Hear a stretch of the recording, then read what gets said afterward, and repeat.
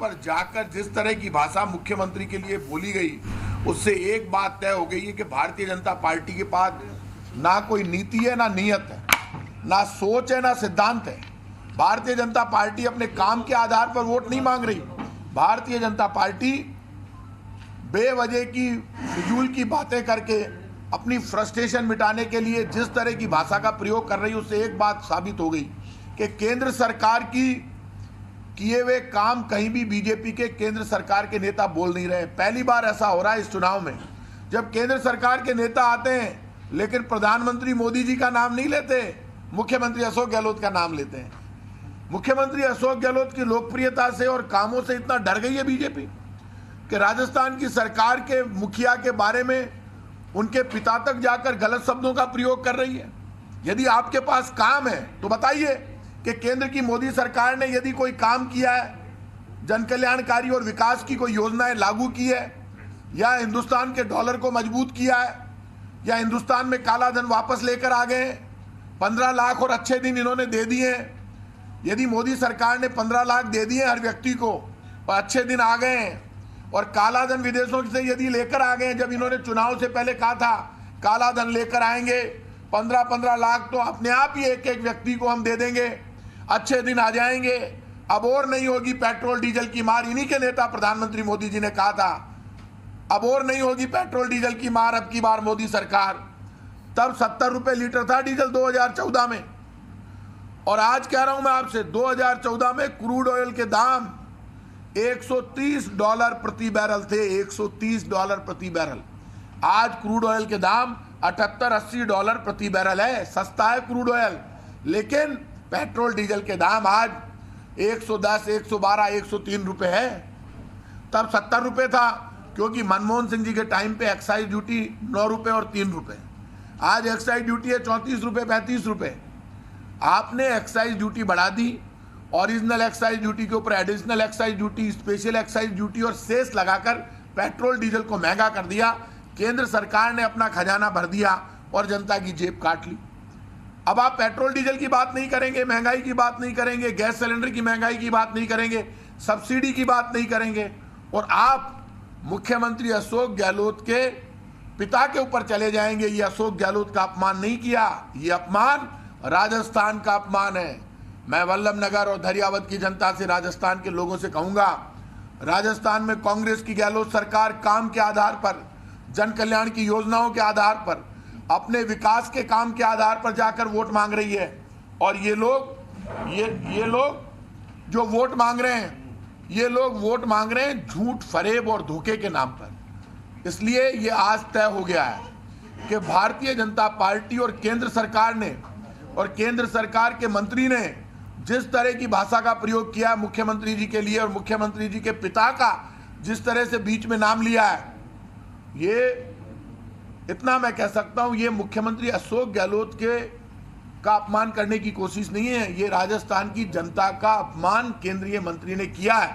और राजस्थान की जनता ये स्वाभिमान का प्रदेश है, ये आन बान शान का प्रदेश है, ये महाराणा प्रताप की धरती है, ये राजस्थान का प्रदेश, ये वीरों की भूमि है। जो मुख्यमंत्री का अपमान किया है, मुख्यमंत्री राजस्थान की जनता के चुने हुए मुख्यमंत्री है। ये मुख्यमंत्री का अपमान नहीं, ये राजस्थान का अपमान है, और राजस्थान इस अपमान को कभी भूलेगा नहीं। ऐसे बीजेपी के केंद्रीय मंत्री जिन्होंने गलत शब्दों का प्रयोग किया, उनको माफी मांगनी चाहिए, राजस्थान की जनता से माफी मांगनी चाहिए, अपने किए हुए कामों का हिसाब देना चाहिए।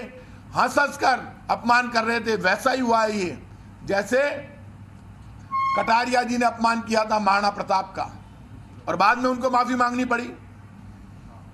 इन्हीं के नेता कटारिया जी ने कहा था बीजेपी नहीं होती तो भगवान राम समुद्र में होते। सड़क, नाली और विकास की बात मत करो, धर्म की बात करो। कांग्रेस पार्टी राम राज्य को मानती है, राम राज्य के सिद्धांत पर हम चलते हैं। राम राज्य का अर्थ है जन कल्याण और विकास। जहाँ जन कल्याण और विकास होता है वहाँ राम राज्य होता है। तो जन कल्याण और विकास की योजनाएं तो हमारी है, तो राम राज्य के सिद्धांत पर तो हम चल रहे हैं। और आप यहां पर आए तो आपने ये नहीं बताया पेट्रोल डीजल महंगा क्यों कर दिया, गैस सिलेंडर की सब्सिडी क्यों खत्म कर दी, आपने नौजवान को क्या दिया, किसानों को कुचल कर मार रहे हो। 3-3 बिल आपने किसान की बिना मर्जी के खिलाफ दे दिए। वो मुख्यमंत्री के ऊपर व्यक्तिगत भाषण देते रहे। 18,000 करोड़ के कर्जे माफ किए राजस्थान की कांग्रेस की गहलोत सरकार ने किसानों के। 18,000 करोड़ के कर्जे माफ नहीं किए तो मोदी जी की सरकार ने नहीं किए, क्योंकि वो राष्ट्रीयकृत बैंकों के कर्जे तो ये माफ करेंगे, इन्होंने कर्जे माफ नहीं किए। तो करते ना, 1 रुपए का कर्जा तो माफ करते। आप तो पूंजीपतियों की चिंता कर रहे हैं, विजय माल्या को भगा देते हैं। नीरव मोदी, मेहुल चोकसी के घोटाले सबको पता है। 7 लाख करोड़ के पूंजीपतियों के बैंकों के कर्जे माफ होते हैं। बैंकों के कर्जे माफ किए इन्होंने 7 लाख करोड़ के। गरीब आदमी का मकान नीलाम कर देती है केंद्र सरकार और राष्ट्रीयकृत बैंक के जाकर खड़ी हो जाती है। उन्होंने इनको कुछ नहीं दिया।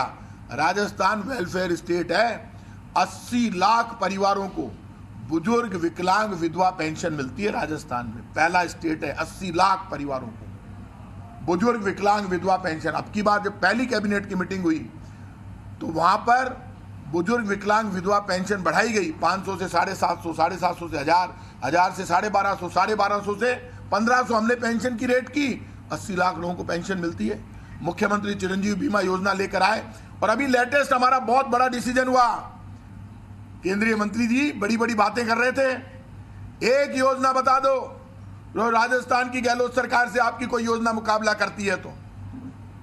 अभी अभी बड़ा फैसला हुआ कि अब एग्जाम देने जो बच्चे जाएंगे वो अपना परमिशन लेटर दिखाकर रोडवेज की बसों में फ्री जा सकते हैं। बच्चे की जेब में पैसा है या नहीं है, लेकिन वो एग्जाम देने के लिए जा सकता है। 4 दिन पहले तक, 2 दिन बाद तक प्राइवेट बसें तक लगाई गई है कि रोडवेज की यदि 4000 बसें कम नहीं पड़ जाए, हर जगह बसें किराए पर लेते हैं, बच्चों को फ्री लेकर जाते हैं। मैं आज कहता हूं, ये जो राजस्थान में केंद्रीय मंत्री आ रहे हैं वो जवाब दे, ट्रेनों में फ्री क्यों नहीं कर रहे? कर दो ट्रेनों में फ्री। अरे भाई, इंटरव्यू के लिए बच्चे एग्जाम के लिए जा रहे हैं, राजस्थान रोडवेज में फ्री है, बसों में फ्री है, तो ट्रेन आपके हाथ में, आप भी ट्रेन में फ्री करो। देंगे कुछ नहीं, व्यक्तिगत गलत बोलेंगे।